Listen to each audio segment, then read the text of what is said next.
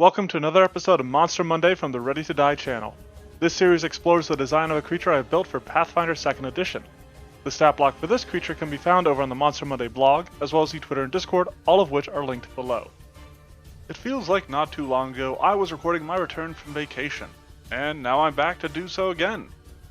And let me tell you, this is a special one, because it sees the finish of the Fated 4 with the furious, frosty foe, the Gammoth.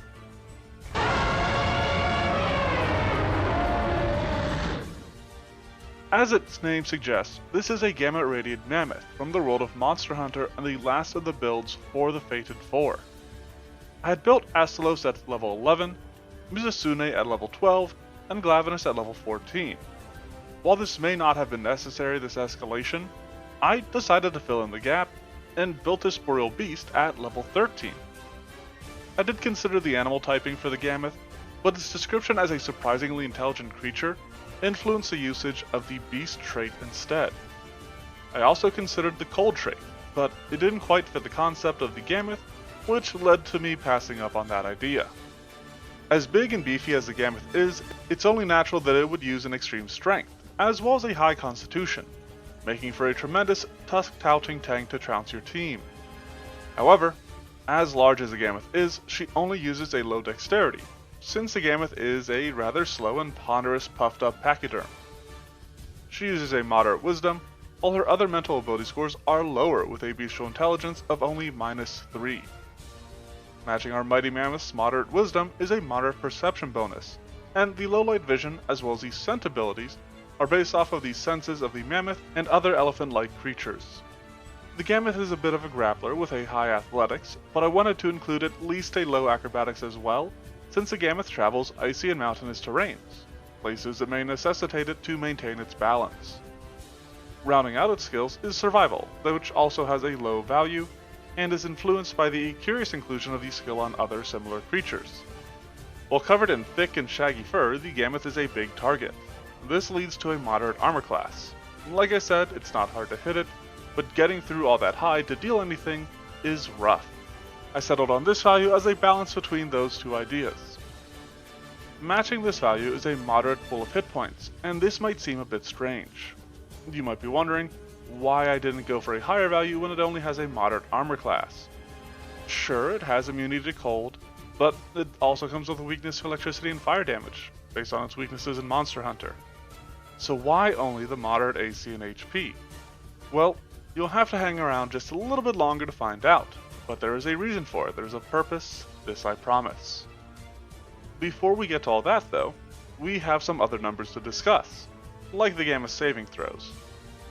I'm using extreme saves again for fortitude this time around, because while this makes a more notable strong point for the Gammoth, it also allows me to make a more glaring weakness in the form of its terrible reflex save. The Gammoth may shoulder through storms, but it isn't dodging fireballs or lightning bolts or anything else like that. Unfortunate, given its weaknesses. Sitting between these two is its will save at a moderate value, matching its moderate wisdom and perception. This makes the Gammoth a creature with clear vulnerabilities to exploit, but there's a bit more to add to that down the line. However, we are still not quite there yet. We've talked basics, we've talked defenses, which means it is time to talk tactics. By which I mean our Gammoth's offensive capabilities. This mighty beast has 3 different attacks. A tusk that has a lower to hit bonus, and then a foot and trunk attack, which both have a moderate bonus for their attack roll. The latter two only deal moderate damage, but come with other aspects that add value to them. The feet have the agile trait, whereas the trunk naturally has a longer reach and the improved grab ability. This is a bit of a deviation from other elephants where their trunks don't deal damage and simply grab targets. But in Monster Hunter, that heavy trunk definitely doles out some damage. Now while it does, neither of them quite dish out the hurt like the Gammoth's tusks, which hit for an extreme value damage. There's an argument to be made to also use a moderate 2 hit for this attack as well, but I'm always a little cautious doing so, especially with some of the defensive properties that the Gammoth has. And that is actually a good lead-in to the Gammoth's first ability, Ice Spray. There's 2 aspects to this effect, the first of which replicates the Gammoth's ability to cover itself in protective ice and snow. I created this effect by granting the Gammoth temporary hit points that feature an increased weakness to fire damage, but also add some cold damage to its foot strike, since that is most of what is covered by the ice and snow. This increase of damage puts her foot at around high damage, which is a little dangerous given the agile trait, but with increased weakness to fire damage, the manipulate trait on this triggering reactive strikes, and the limited temporary HP, the Gammoth has to use it quick. Alternatively, the Gammoth can choose to target another creature with this ability and encase them in ice, inspired by the snowman condition it can afflict in Monster Hunter. Mechanically, this is based on the Glacial Prison ability of the Kineticist, which isn't too difficult to free an ally, merely requiring a hostile action to free a target or for them to escape from a moderate DC. Either way, this will eat up actions of the party. It's just a matter if the Gammoth can make it count, and I think a solid way to make it work is following up with a Trunk Strike and then using Improved Grab to lock down another foe. On the topic of tangling a target in its trunk, the Gammoth can follow it up with a Slam into the ground. This is based on the Gammoth's Pin attack and has some mechanical basis on the Cave Giant's Smear. However, I really like the idea of the Gammoth spiking the creature into the ground with such force that they are left trapped in a crater. They have to sort of peel themselves out. This makes the target prone and grabbed by the ground until they are able to escape, again, against a moderate DC. This grants the Gammoth a lot of lockdown, and we're only 2 abilities in, and I promise you that we've got some more. Case in point, the Gammoth has Powerful Trumpet.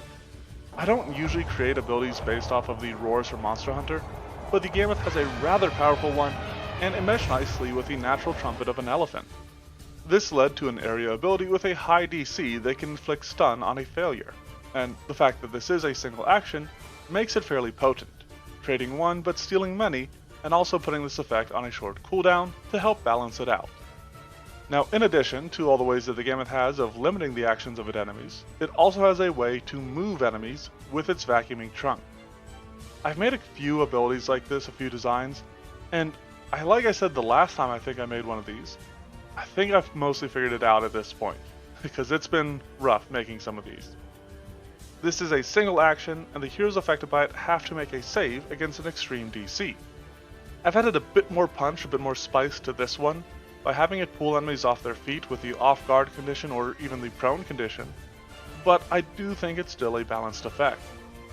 Now, since this is a single action, once the Gammoth has drawn enemies in close, it can follow it up with Seismic Stomp to slam its forelegs into the ground and unleash earth-shattering force. As rocks are thrown into the air and the ground shakes, creatures within the emanation take unlimited use area damage and must make a basic save against a high DC Fortitude save. On a critical failure, enemies are also knocked off their feet from the quakes, which is even more ways to limit foes. But you may notice that this is another Fortitude save, and that's a few more than I would like. I did sneak the Snowman effect in as a reflex save, as the Gammoth is spraying a target with the ice and snow, but it's still a little heavy-handed. So I went looking for another way to include some more varying saves, and settled on the Trample ability, which did honestly feel like a must-have for a beast of this immensity. This is a super standard effect with a high DC and damage based on the foot, which does mean that it is enhanced by Ice Spray. While they obviously can't be done in the same round, using Ice Spray to arm up the Gammoth's feet and then using Trample on the next round is a beautiful follow-up and a solid combo. That covers the basics of the Gammoth, which means all that is left to discuss is gear. Now, when it came to putting together an item based off of the Gammoth, I was looking to replicate the Cold-Blooded or Polar Hunter skill. I'm not sure which one is right, but I found the effect under both names. Visually, I based the idea off of Brock from Soul Calibur because I always thought he had one of the coolest designs in that game, but as for actual effects, it's initially just some protective properties geared towards a specific environment, obviously the cold. But when you're in that environment, that's when you get to trigger its Polar Hunter power, becoming even more resilient to the cold and enhancing your damage, based on the effects of this skill within Monster Hunter. It's a little plain, but I don't think there's anything wrong with that. Even still, even with that, I think this is a fun design, but let me know what you think. As the people say, it's not over till it's snover, but in this case, it is very much snover. This boreal behemoth brings blizzards to bear, busting through barricades with bountiful bluster and bewildering bellows. The Gammoth is a formidable foe, fitting for the final of the Fated Four, who stands against any assault. especially if the heroes can't exploit its multiple weaknesses.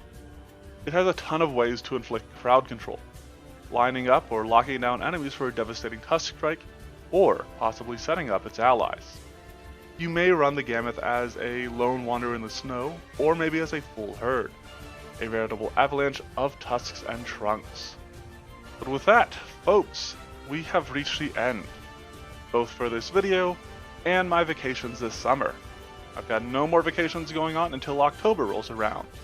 If the videos stop again, it means that something has gone horribly wrong. With that in mind, let me know what you think of this monster and what other monsters you'd like to see with a comment. If you want to see other monsters I made, or even other versions of this monster, check out the Monster Monday blog, Twitter, or Discord, all of which are linked below. Thanks for watching, and have a Mammoth Monday.